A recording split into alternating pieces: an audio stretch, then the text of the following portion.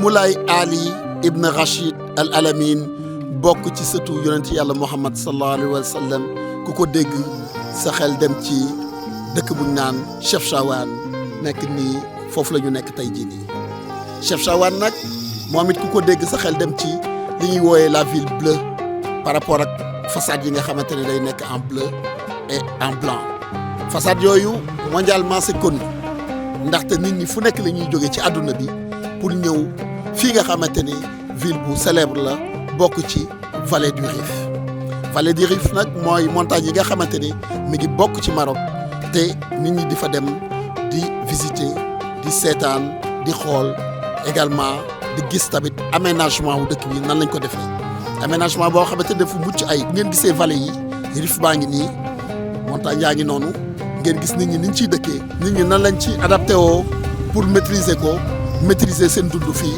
Sénégalais yi di jógee fu ne ci àdduna bi di ñëw di ko visiter loolu moo tax ñu ànd ak yéen tey jii nii ak benn groupe de Sénégalais pour visiter la fameuse ville de Chefchaouen.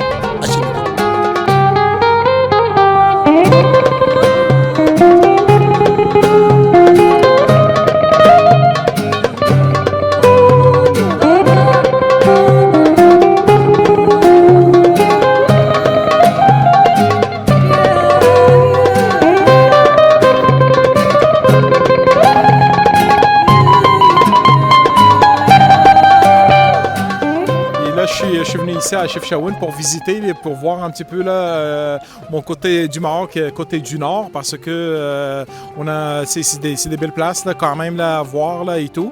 Et c'est ça. Là, donc là, on est venu à Chefchaouen et pour vrai, là, c'est une merveilleuse place. C'est une place vraiment, vraiment extraordinaire. Et le monde sont vraiment, vraiment sympas. Ils sont très, très, très, très accueillants. Ben, c'est une transmission pour mes enfants. C'est pour qu'ils apprennent leur côté marocain. Tu sais, ils sont tous nés au Canada, mais pour qu'ils voient un petit peu là, le côté marocain traditionnel. C'est pour ça qu'on a beaucoup, beaucoup de choses à voir là, dans nos pays africains, le Maroc, parce que je suis marocain. Donc, c'est pour ça que je suis venu avec eux, pour qu'ils voient vraiment, vraiment là, notre côté marocain et tout ce qui est traditionnel et tout ça, là, pour vraiment qu'ils découvrent le pays à 100%. Un mot de la plus grande, qu'est-ce qui t'a bien plu ici à Chefchaouen? Ben, la décoration, tout, le lieu, ben, je trouve ça très beau. Puis ben, j'ai pas grand-chose à dire.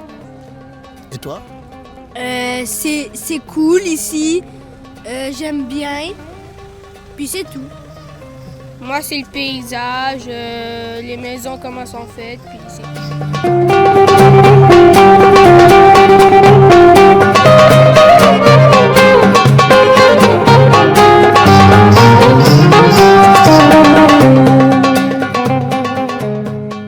Chefchaouen nag comme ni ma leen ko waxee ci njëlbeen mi ngi nekk ci hauteur yi ci montagne bi nag dina am ay organisation boo xamante ni ville bi daf ko war a am bokk na ci ni ñuy gérer poubelles yi mooy mbalit mi gis ngeen ñaari point yi ay point yu ñuy sotti mbalit la mu wàcc ci suuf ñu daal di koy récupérer ku ne Maroc nag du simplement Chefchaouen ku ne Maroc daal di wax li nga xamante ni moom la ñuy woowee jus d'orange nag am na ay points yoo xamante ni ci lañ koy defaree muy jus d'orange boo xamante ni day naturel sans mu am colorant ni quoi que ce soit ñu ngi fi fekk groupe bu sénégalais bi.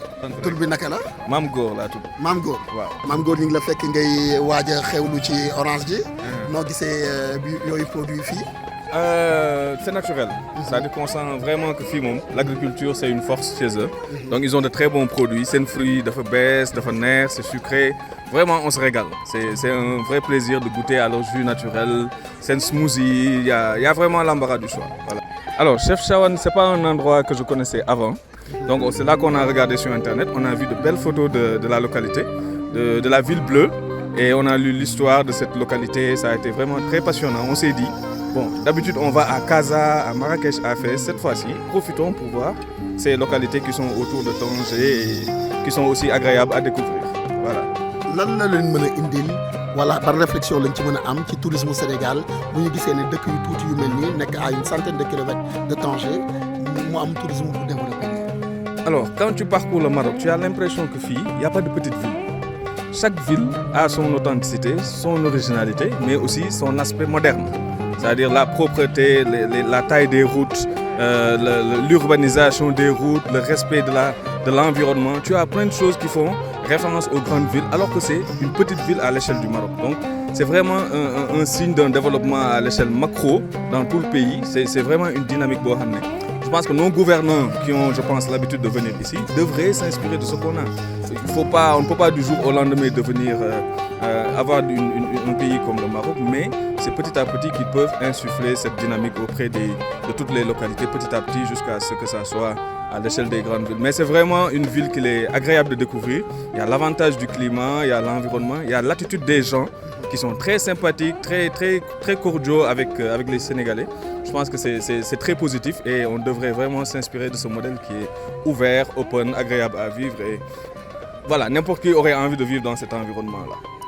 Chefchaouen nag ñu ngi koy dàkkantale ville bleue couleur bleue bi mi ngi ko jëlee ci ciel bi mais également protection contre tàngoor bi am na couleur blanche boo xamante ni ñu ngi koy defaalee ci ville bi pour protéger contre les moustiques maanaam yooyu ku wax Chefchaouen nag wax forcément les pierres construction yi pierre bi mi ngi tudd calci lan mooy particularité mooy bu tàngee mu sedd bu seddee mu tàng.